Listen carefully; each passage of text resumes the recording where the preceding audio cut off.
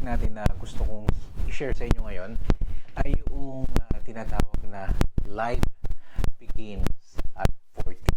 No?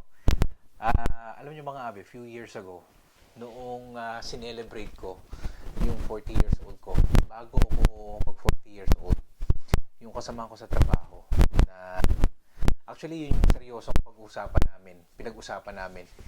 And after few months, no, sumakibilang buhay na siya. No?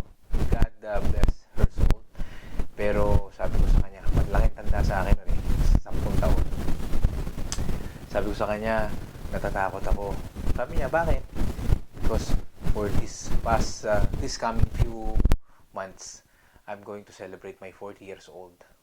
Natatakot akong tumanda. Yun ang sinasabi ko sa kanya. Isa sa mga iniisip ko noon kasi wala kaming anak, no? Parang hindi ko ma-validate kung naging mabuting tao ba ako. And besides, iniisip ko kahit masamang isipin na parang pagtanda ko sino mag-aalaga sa akin, no? Pero hindi 'yun ang point, no? Pero itinatabi ko rin to ngayon hindi dahil sa politika, dahil ngayon ay 40 years old ng EDSA Revolution, People Power 1986.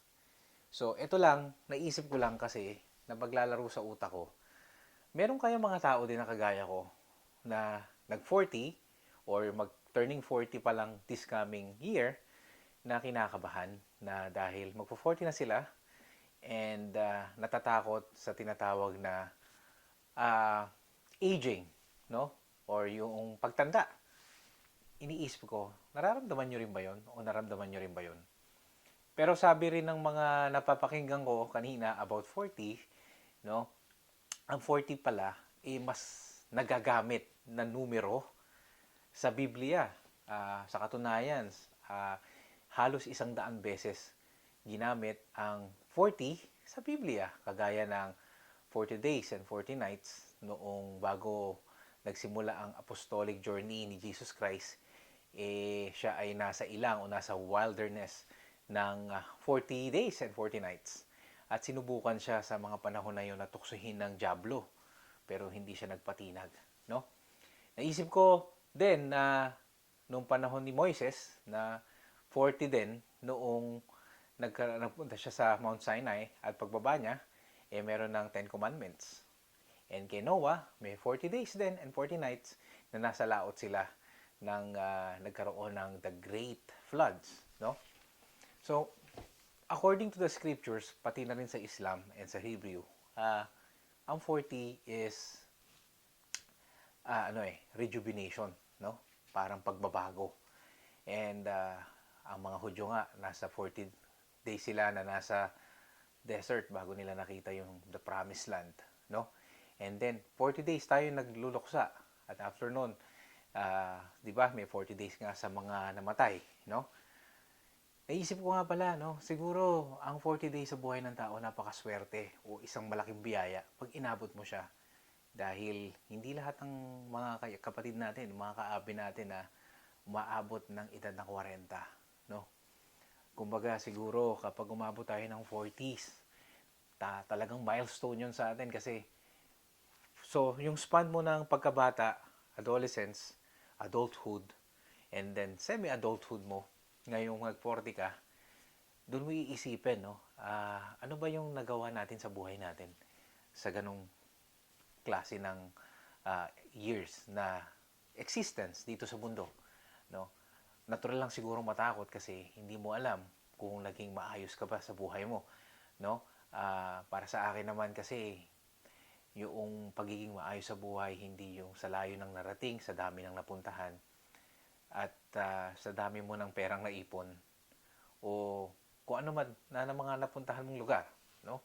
O kung ano man yung naipundar mo, kung ano man yung napag-aralan mo. Dito hindi ko alam kung meron ba akong mga taong natulungan sa buhay ko, no? Hindi ko kasi alam, no? Meron ba akong na-inspired na mga tao, no? Doon ko naiisip, ngayon meron akong bonus pa na after 40s, nabubuhay pa rin ako na eto, no, siguro yung mga pinaghirapan ko nung mga time na nagsimula akong magtrabaho until now, unti-unti ko nang na na aani, no?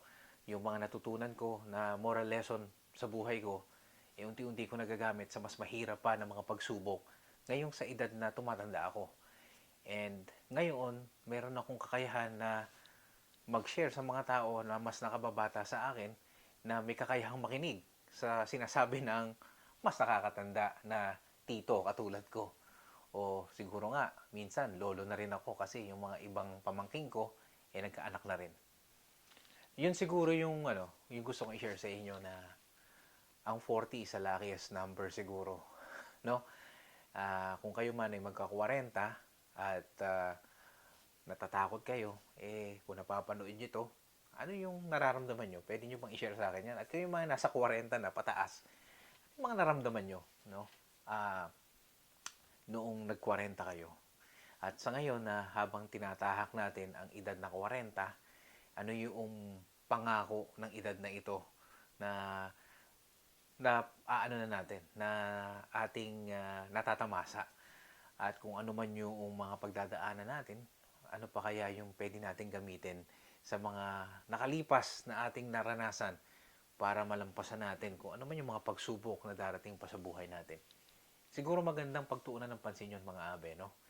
Yun lang kasi EDSA, 40 years ng EDSA, hindi ko alam nung time ng EDSA, batang-bata pa ako noon, no? Hindi ko pa alam yung nangyayari.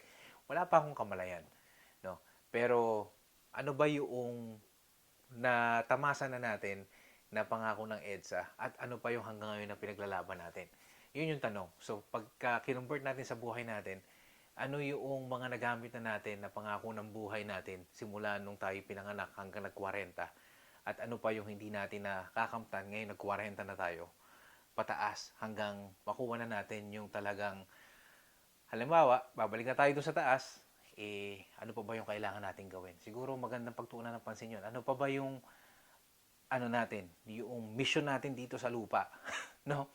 Siguro magandang ipagdasal yun mga abe, no? Hindi naman ako ayoko magpaka relihiyoso, no? Hindi naman ako ganun kareliyoso, pero naniniwala ako na may Diyos, no? Hindi naman ako ganun kabuting tao. May mga pagkukulang din ako sa mga kapwa ko at sa sarili ko. Pero ito lang yung nasa utak ko ngayon, no? Kasi nung nag-40 ako, ulitin ko na may takot ako. At ngayon pagtanda ko at niisip ko pa rin yun. Pero ngayon, unti-unti ko nang nauunawaan na hindi pala dapat katakutan ng pagtanda, no? Dito talaga mo mararamdaman na life begins at 40.